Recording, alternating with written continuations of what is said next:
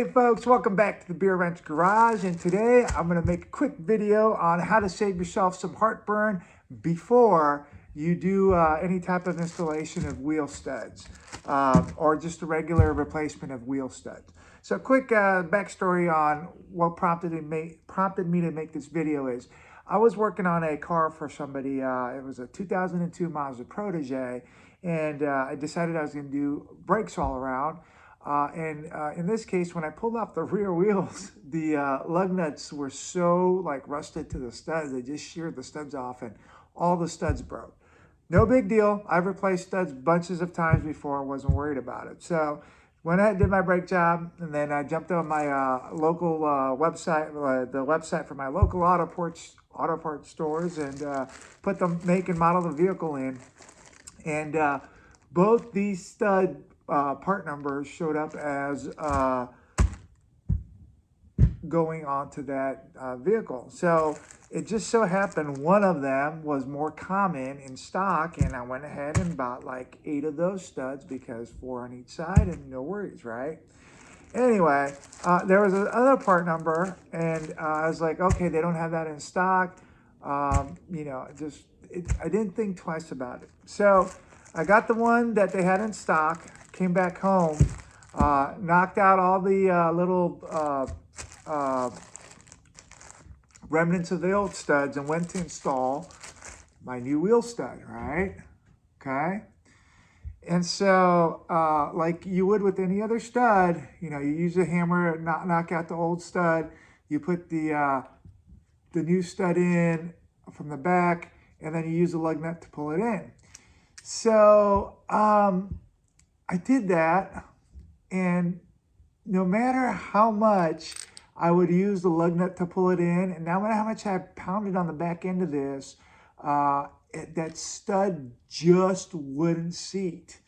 And so I take one of the old studs, I put it back in, and seat no problem, like almost like butter. And I was scratching my head when I'd hold up the new stud to the remnants of the old studs. Like the thread pitch was similar, it was the same, the length was the same, the diameter of the stud was the same. The only difference was that these studs had this little like this weird indentation on it, and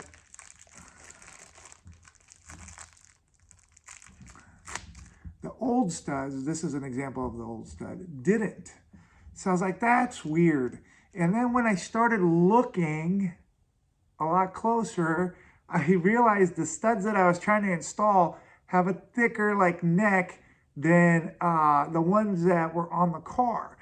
So I was like, I just realized that what I had done was I had enlarged the hole for the wheel stud on the hub, thereby making my hub useless, because here's the correct size, and like essentially it falls in now. Well, here, essentially it falls in now, and it's too large for it to seat properly. Obviously you can't run it like that, it's dangerous. And then the alternate stud is too large to seat at all, but having tried to force it in there, it expanded the hole to the point where I can't get the appropriate stud in. So I've ruined my hub, or I ruined the hub on that vehicle. So the point of this story or this video is, before you force a stud into the hub, make sure that it is the correct size. Get yourself a piece of equipment called calipers. These are really cheap. You can get them at Harbor Freight. And had I measured my old stud, which this is what it would, the size it would be.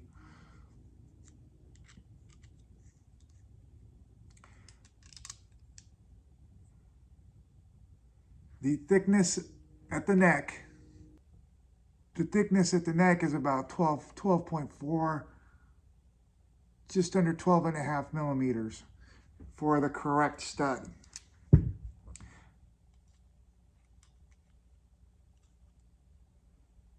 The thickness at the neck for the alternate stud is 14.4 millimeters, so almost 2 millimeters larger. And as you can imagine, that's a big problem. So I ruined my hub, and thankfully on that car, because that car was very rusty, the hub is super easy to replace. You just unbolt the axle nut and this literally pulls off. So I was able to get a replacement hub, was able to get the correct studs and pull them in. Everything was fine. Had it been a more traditional hub or a more difficult to replace hub, I would have put myself in a world of hurt. So the point of this story or this video is, if you're doing wheel stud replacement and there's multiple options for the wheel stud, make sure you measure or at the very least compare old with new and make sure they line up, or else you will ruin your hub and you will be in a world of hurt. In my case, I lucked out, but hopefully this video gives you a little bit of insight to avoid a problem that might bite you in the back end if you're not paying attention. So I hope you liked that. If you did, give me a thumbs up. If you're not already subscribed, go ahead and subscribe to the channel. We have lots of videos like this and all kinds of videos pertaining to my wrenching adventures. So hope you like that, and I'll see you on the next video.